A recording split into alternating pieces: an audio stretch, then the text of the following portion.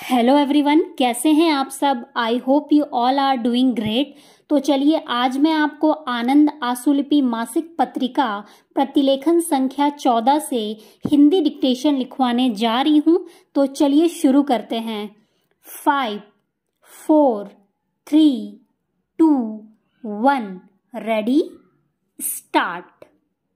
महोदय, संस्थाओं से अनुदान के संदर्भ में जब मंत्रालय के बदले निदेशालय से पत्र व्यवहार हुआ तो इस परिवर्तन का पता लगा।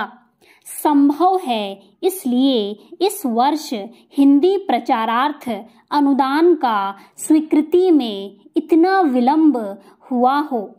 फिर भी हमें पूर्ण आशा है कि जनवरी 95 के बाद संस्वीकृति पत्र सभी संस्थाओं को प्राप्त हो जाएंगे, क्योंकि स्वीकृत अनुदान के आधार पर ही निर्धारित समय में सारे कार्य पूर्ण करने आवश्यक होते हैं। केंद्र सरकार के मंत्रालयों का कार्य साथ ही इस अवधि में मंत्रिमंडल में हेरफेर और पुनर्गठन विलंब के लिए उतना ही उत्तरदायी है जितना कि कुछ राज्यों में निर्वाचन आयोग द्वारा कुछ बातों पर संहिता के आचरण का प्रश्न भी है। यही कारण है कि केंद्र सरकार का बजट सत्र भी इस वर्ष विलंब से हो रहा है। फिर भी सरकारी कार्य अपने नियमों के अनुसार चलते रहेंगे।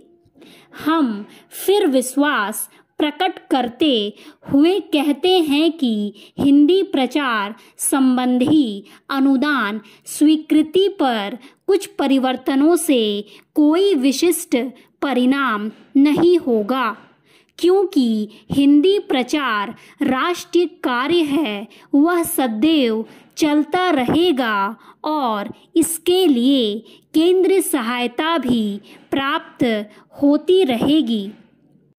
हमारी जन भाषाओं के पास शब्दों का विशाल भंडार भी है। जरूरत है उस ऐतिहासिक विरासत और उस शब्द भंडार से उपयुक्त शब्दों की तलाश करके उन्हें मान्यता प्रदान करने की।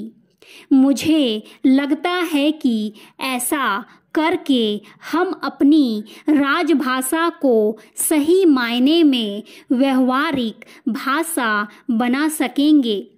हमें यह नहीं भूलना चाहिए कि अभी भी हमारे देश के आधे से अधिक लोग निरक्षर हैं। इस अवसर पर मैं एक बात और कहना चाहूँगा। यह बात अनुवाद के बारे में है। मुझे यह कहने में संकोच नहीं कि सरकारी कामकाज की हिंदी ज़्यादातर मौलिक न होकर अनुवाद की हिंदी है, और यह भी एक कारण है कि राजभाषा आम लोगों से इतनी नहीं जुड़ पा रही है जितनी कि उसे अभी तक जुड़ जाना चाहिए था। जब तक सरकारी कामकाज मौलिक हिंदी में नहीं होगा, तब तक इस भाषा में वह लालित्य और रस नहीं आ सकेगा जो कि सचमुच इसका अपना विशेष गुण है, और यह मौलिक काम तब तक नहीं हो सकता जब तक कि राजकाज करने वाले हिंदी को आत्मसात नहीं करेंगे। मेरा मतलब यह बिल्कुल नहीं है कि अनुवाद नहीं होना चाहिए। अन्य भाषाओं के साहित्य का अधिक से अधिक अनुवाद हिंदी भाषा में होना चाहिए।